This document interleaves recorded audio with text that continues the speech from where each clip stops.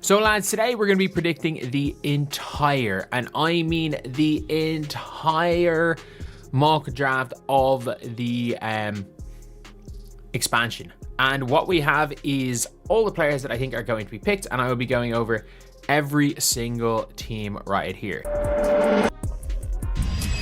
Azzi Fudd feels like one of the easiest players in this draft to recognize, even for casual fans. She came into college with huge expectations after being the #1 recruit in her class, the 2021 Morgan Wooten High School Player of the Year, and the first sophomore ever to win Gatorade National Player of the Year. At UConn, that kind of resume immediately put a spotlight on her, because UConn guards are always judged against a very high standard. But Azzi's college story was never just about hype. It was also about resilience. Injuries disrupted different parts of her first few seasons, including another knee setback in late 2022. Azzi Fudd ruled out for the season with a torn ACL and meniscus, which kept interrupting her rhythm just as she seemed ready to explode. That is a huge part of her story, because almost nobody questions the talent. The real question around Azzi has always been whether she could finally get a healthy runway and show people what she looks like over a full stretch.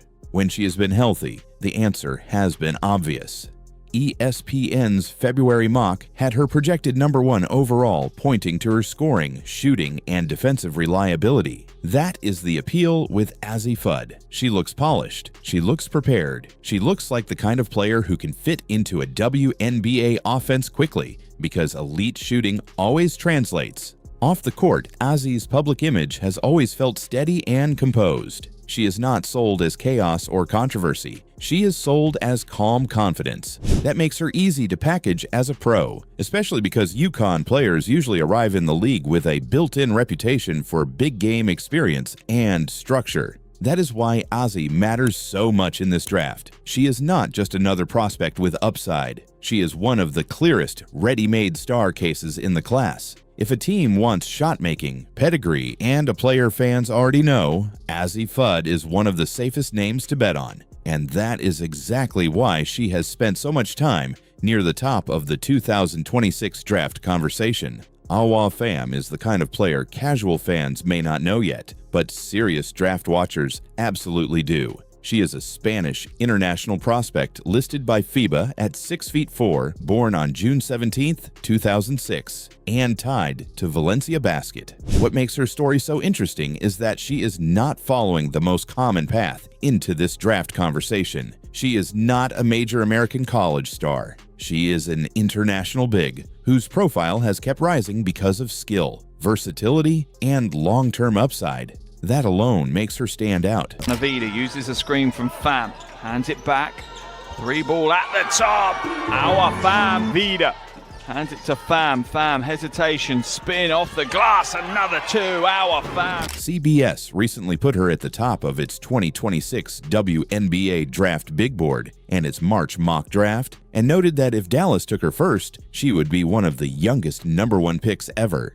That is a major part of the intrigue. She is not being discussed as just a nice international prospect. She is being discussed as a legitimate candidate to go first overall. Her appeal is easy to understand. Recent draft coverage has highlighted her size, footwork, passing, and versatility, especially in short roll situations. That matters because modern WNBA teams want bigs who can do more than just stand near the rim. They want players who can process the floor, move the ball, and punish mismatches in different ways. Pham's profile suggests she can become that kind of player.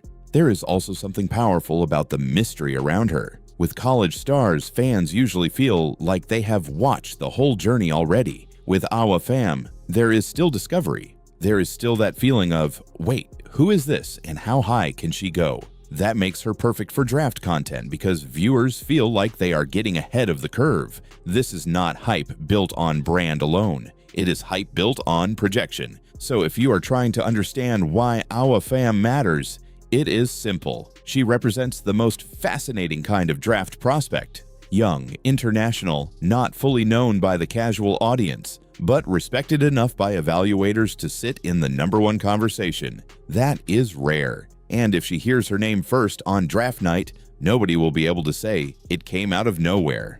Olivia Miles has one of the most complete basketball resumes in this class. Her official TCU bio lists her as a 3-time All-American and 3-time first-team All-ACC selection from her Notre Dame years, which tells you how long she has been viewed as an elite guard. She built her name as a player who could control tempo, create for others, and make a team feel organized the moment she had the ball. Olivia Miles on the attack. Great passer to the corner. Big B connects with NCAA tournament eligibility. Look at the pass whipped across to Suarez, and TCU is hot out of the gates. The double came, skipped across. Miles, big step through with backup. Suarez, why not?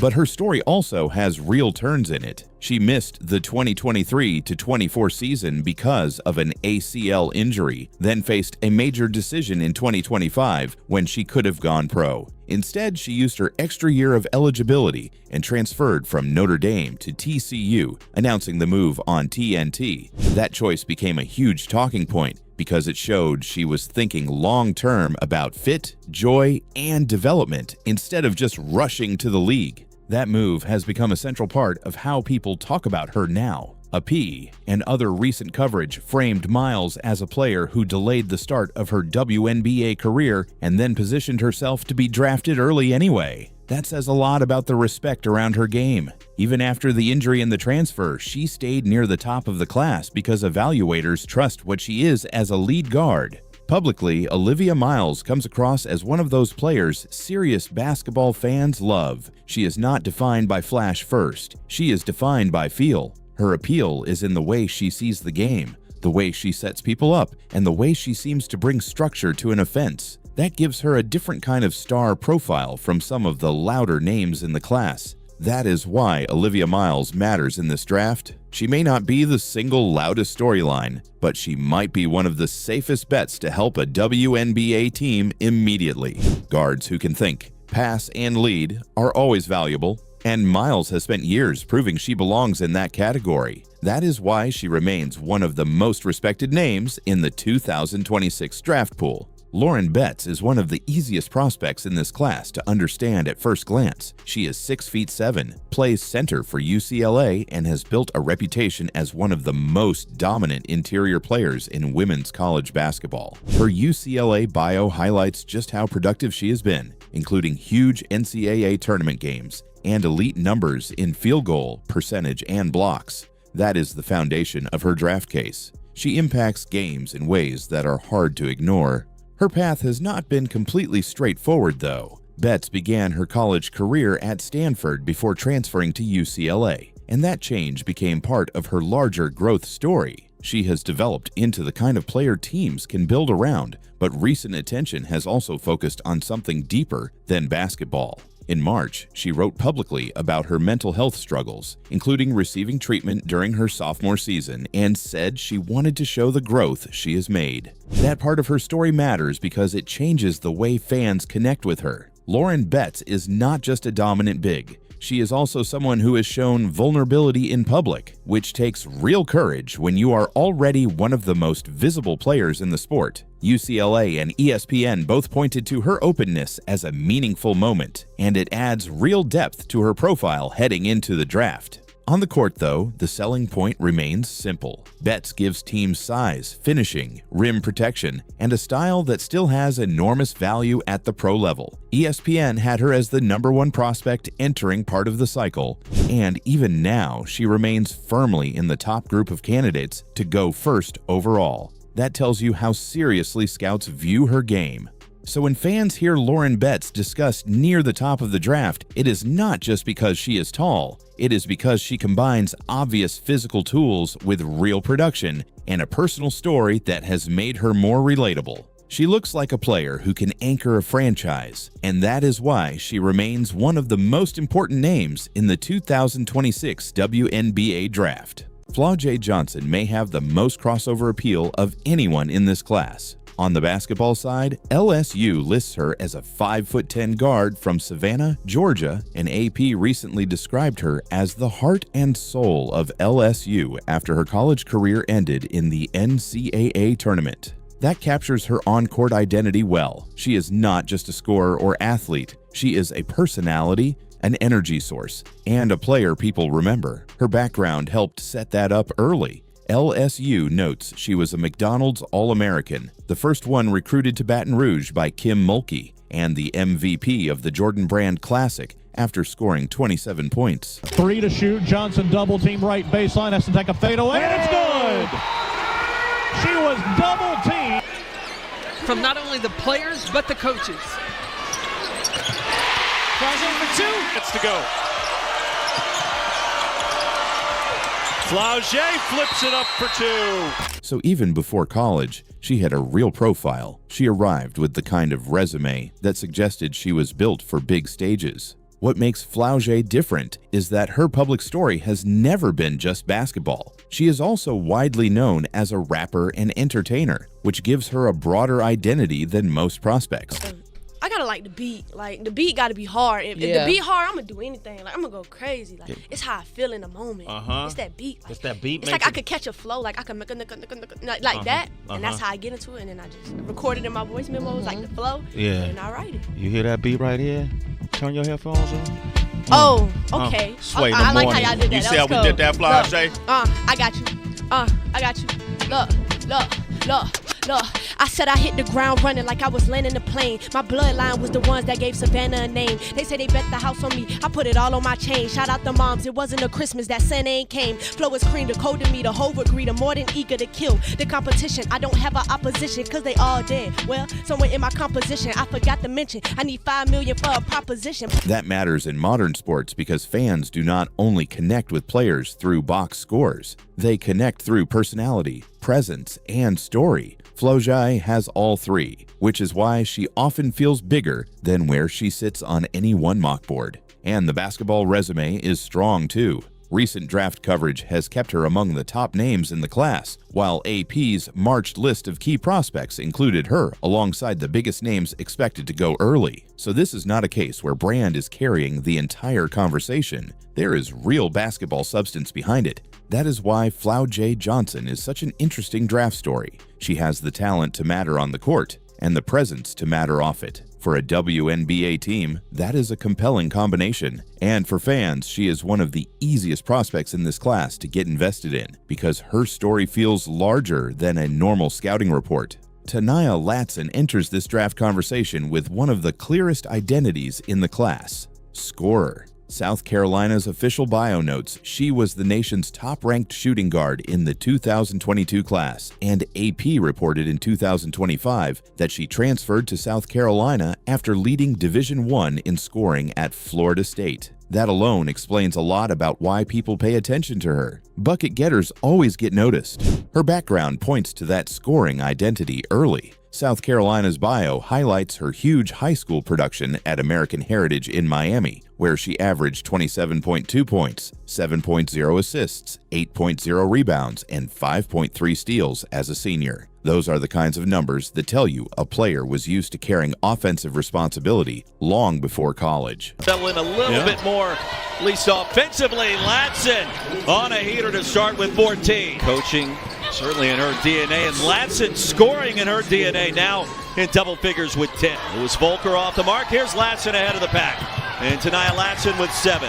The move to South Carolina added another layer to her story. It was not just a transfer, it was a step into one of the most demanding visible environments in the sport. AP framed that decision as Latson joining the Gamecocks in pursuit of a national title, and more recent reporting has continued to describe her as someone who came to Columbia after 3 years at Florida State, where she had already built a reputation as one of the country's most dangerous scorers. That is what makes Taniyah compelling. She is not trying to convince people she can score. She already did that. The more interesting part is how that scoring translates when surrounded by elite talent and raised expectations. In other words, can she stay productive while proving she is more than just volume? That is the kind of question that follows great college scorers into the draft. Still, there is real value in a player whose main trait is that obvious. Every class needs someone who can create offense and put pressure on a defense. Latson has been that player for years. That is why she belongs in this series and why WNBA teams will look closely at her. Scoring never goes out of style, and Taniyah Latson has built her name on exactly that. I just kind of was like, holy moly, who is that child? Azzi Davidson. She put a basketball in her hand. I was like, oh gosh, that girl's going to be special.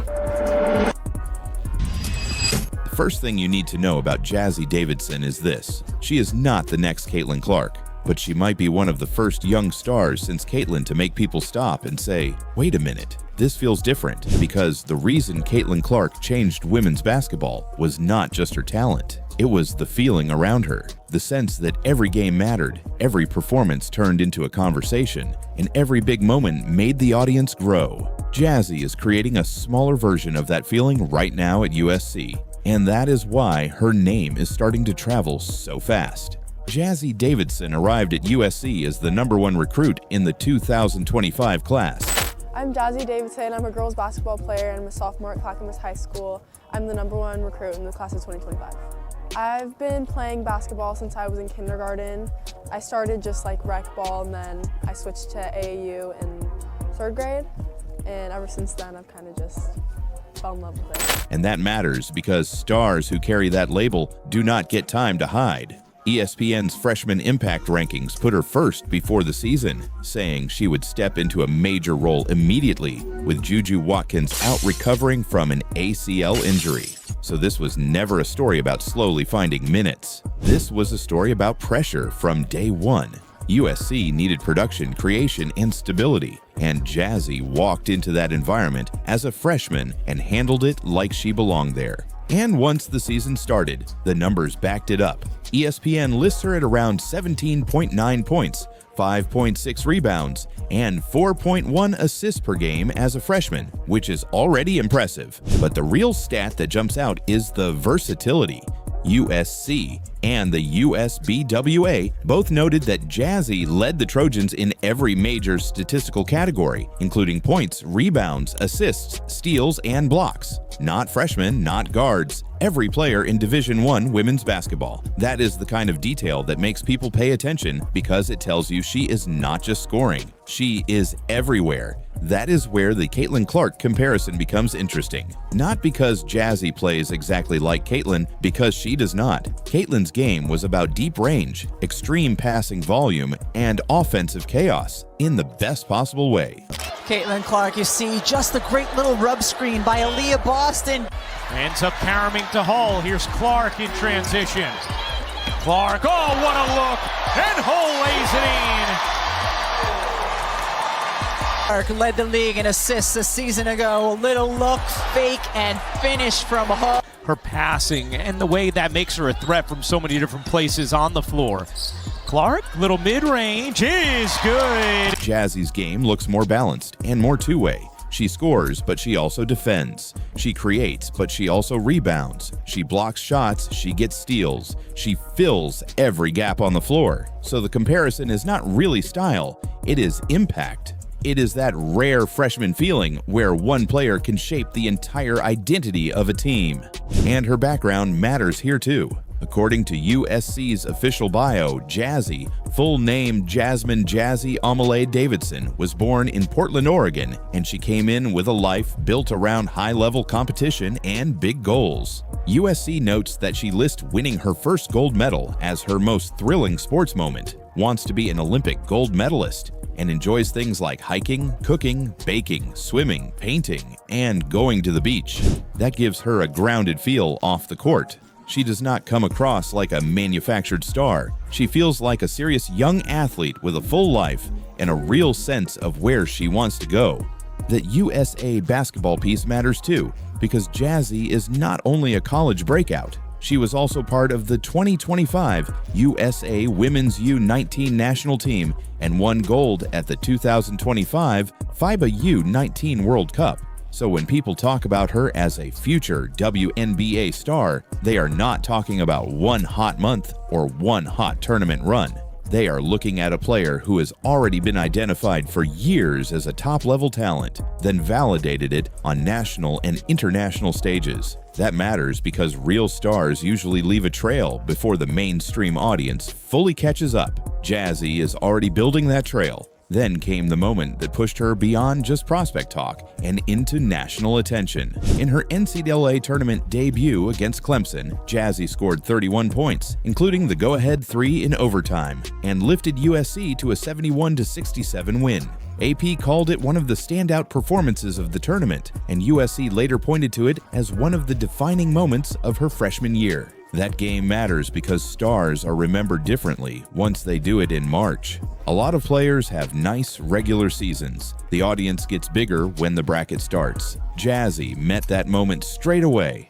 And once that happened, the awards started stacking up. On March 25th, USC announced Jazzy had been named the USBWA Tamika Catchings National Freshman Player of the Year. Then on April 1st, USC announced she had also been named the WBCA NCAA Division I Freshman of the Year. ESPN's final freshman rankings had her at #1 in the country. That is a serious combination. It tells you this is not a fan-driven social media wave. Coaches, writers, and national evaluators are all seeing the same thing. Jazzy Davidson did not just have a good freshman season, she had one of the best freshman seasons in the country. So why are people already connecting her name to Caitlin Clark? Because after Caitlin, people are looking for the next player who can become bigger than the box score. The next young star who can drive conversation, carry a program, and make fans feel like they need to watch. That does not mean Jazzy is going to become Caitlin. Caitlin was a one-of-one event, but Jazzy does have something very valuable. She already feels important. She already feels central, and in college basketball, that feeling is usually the first sign that something much bigger is coming. The scary part for the rest of the sport is that this is only the beginning. Jazzy is still just a freshman. USC's official bio makes clear she has 3 more seasons ahead, and the WBCA announcement said the basketball world is only starting to see what she can become. So when you step back and look at the full picture, the story almost writes itself. Elite recruit, immediate responsibility, historic all-around production, March breakout, National Freshman Awards, USA basketball pedigree, and a game that impacts both ends of the floor. That is not normal. That is the profile of a player who could become one of the defining names of the next era. So no, Jazzy Davidson is not the next Caitlin Clark. That is probably the wrong question anyway. The better question is this: can Jazzy Davidson become the first Jazzy Davidson, the kind of star who makes her own lane and forces everyone to stop comparing her to someone else? Right now, all the signs say yes, because what she has already done at USC is not just impressive for a freshman. It is the kind of start that makes people believe a future superstar is arriving right in front of them. If you're still watching, drop Jazzy Rising in the comments. Questions for the Indiana Fever and the WNBA in this compressed offseason. That's because the expansion draft has happened. Go over the Portland Fire and the Toronto Tempo rosters in just a second. From the Fever point of view, they did lose 2 players. The biggest problem with this WNBA draft is simple. It has talent, it has names, but it does not have a Caitlin Clark. And that is not a small thing. Caitlin Clark did not just enter the league as a top prospect, she entered as the entire conversation. She had the numbers, the highlights, the attention, the debate, and that feeling that everything was about to change the second she arrived. This class does not have that. It has good players. It may even have great players, but right now, nobody owns this draft the way Caitlin owned hers. Because of the free agency status of so many of the players. In addition to drafting some pretty solid rookies and trades going to be commencing. But I gotta say, this expansion draft, which aired on ESPN and was said to be a live expansion draft, was so anticlimactic. And that is why this class feels different straight away. Not because it lacks talent. It does not. It is because the spotlight is still empty. Nobody has fully taken it. Nobody has forced the entire basketball world to stop and say, that is the one. Instead, this draft feels like a fight for the top pick, a fight for the headlines, a fight for the role of face of the class. Y'all know what time it is. Y'all already know it's about to go down. We about 5 days away, and information is already coming out about the Indiana Fever potential draft picks. Now, I'm here to tell you this one came out of left field. If they pull this off, they will have a supporting cast like no other, and the WNBA will officially be on notice. The Indiana Fever possibly, allegedly found new talent to help the fans and the team make it to the next level, and that is the WNBA championship, bro. And that uncertainty is exactly what makes it so interesting, but also so risky. Because think about what usually drives these drafts. Fans want clarity. They want that one name they can attach everything to. They want the obvious star, the obvious future, the obvious number one. But this time, that player is not here, or at least she has not made herself impossible to ignore yet. That changes the whole conversation. Now it is not about the next superstar arriving. It is about which one of these players can survive the pressure and become one after the fact. Azzi Fudd is probably the cleanest headline name in the class. She has the brand, the shot making, the big program aura, and the kind of style fans immediately recognize. She feels like a star. She looks like a star. And if you are building a video around the safest big name, she is the easiest choice. But even with all of that, she still does not feel inevitable. She feels like a contender, not a lock. And that is the whole point. In a normal draft, a player like that would already have the class wrapped up. In this one, she does not. Then you look at Lauren Betts, and the argument changes completely. Betts is not about flash. She is about dominance, size, presence, control. She brings that serious WNBA-ready feel where teams can convince themselves she might be the safest bet at the top. But again, even with all that, the class still does not revolve around her. She is respected, she is feared, she is discussed. But she is not swallowing the whole conversation the way Caitlin did. That difference matters. And then there is Awa Pham, which may be the most interesting name in the entire draft if you are trying to build suspense. Because this is where the casual audience and the hardcore audience split. Casual fans may still be catching up, but the people who really follow this stuff keep bringing her up for a reason. That gives her the strongest breakout angle in the class. She is the player people can pretend they discovered early. And that makes her very dangerous in a draft like this, because sometimes the player with the least noise at the start becomes the one everyone talks about later. Olivia Miles fits into this too, but from a different direction. She gives you the basketball purist case. The player smart people love. The player teams talk themselves into because the game looks cleaner with her in it. She may not have the loudest pre-draft hype, but she has the kind of game that can win people over fast. And that is why this class is tricky. There are real cases everywhere. There is no shortage of talent. There is just no single player overwhelming the field. That is the real story. This is not a weak draft. It is a draft without a ruler, and those are not the same thing. A weak draft feels empty. This one does not feel empty at all. It feels unstable. It feels unresolved. It feels like the top of the board is still waiting for somebody to grab it and refuse to let go. That creates opportunity, but it also creates pressure. Because once these players hit the league, the comparison will not stop. People will keep asking who became the star, who disappointed, who was overhyped, and who should have gone first. And whether people like it or not, Caitlin Clark is still the measuring stick. Not because every player has to play like her, not because every player has to shoot like her, but because she changed what the standard looks like. She raised the bar for attention. She raised the bar for relevance. She raised the bar for what it means to walk into the league and instantly matter. That is why this draft feels so strange. The talent is real, but the aura is missing. So no, there is not a true next Caitlin Clark in this draft right now. There are candidates for number one.